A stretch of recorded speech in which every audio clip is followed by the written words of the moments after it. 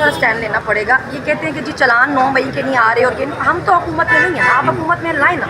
आपने जानबूझ के हमें छोटी अदालतों में रखा है क्योंकि उनको आप मैनेज कर सकते हैं। आप खुद जानबूझ के हाई कोर्ट में नहीं आ रहे क्योंकि आपको पता है कि वहाँ पे केस उड़ जाएंगे, ये सारे जैसे बने हमें उड़ जाएंगे। मेरा केस लाहौर हाई कोर्ट गया, वहाँ से उड़ गया, इस्लामाबाद आया, वहाँ पे खुद ही विड्रॉ कर देंगे। इनको खुद भी पता है कि अगर केस किसी बड़ी अदालतों में आए तो नहीं रहेंगे, इसलिए खुद हमें जानबूझ के छोटी अदालतों में रखा हुआ है इन्होंने। अच्छा सनम, आपको भी जब बाहर लाया गया, अदालतों में पेश किया गया, आपकी सिक्योरिटी आपने देखी और आपने क्राउड आपने देखा कि कितना ज़्यादा था, और खान साहब जब बाहर होंगे आपको क्या लगता है कि किस तरह का क्राउड होगा उसका? इसीलिए तो अभी आप कहते हैं कि जी वो पॉपुलर ही नहीं है। अगर वो पॉपुलर नहीं है तो फिर इसको आने देना जेल से बाहर। डर किस बात का? आपको इसी बात का डर है कि जिस दिन उसने जेल से बाहर पाँव रखा उस दिन आप सबकी हुकूमतें जाएंगी।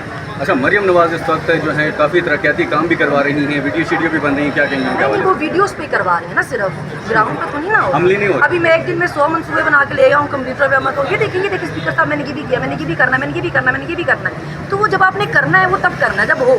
जैसे छोटे बच्चे नहीं होते, मम्मी मम्मी देखो मैंने गेम में ये स्कोर किया, मैंने ये स्कोर किया, इस तरह तो नहीं ना होता। अभी सीएम है कुछ तो चलो फिर मैं कहती हूँ, वो कहती बातें लगाती है। अगर आपको एज का अपना नहीं भी ख्याल हो तो वो देखा होना चाहिए।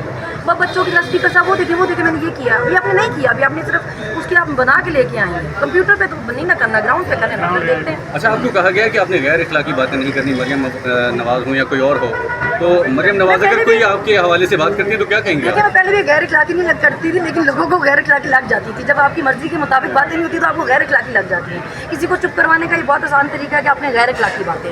भाई अगर मैंने तो कोई बात नहीं की, कोर्ट में जो मेरी वीडियो चलाते थे वो कहते थे ये कहती है जी हमारे टैक्स के पैसों तक तनख्वाह लेते हैं। तो हर सरकारी मुलाजिम आवाम के टैक्स के पैसे से ही तनख्वाह लेता है ना, तभी तो वो पब्लिक सर्वेंट है ना, क्योंकि वो हमारे टैक्स के पैसे से तनख्वाह ले रहा है। इसमें गैर इखलाकी क्या बात है? ये वीडियो जो वो चलाते थे। मरियम नवाज को क्या मैसेज देना चाहेंगे आप?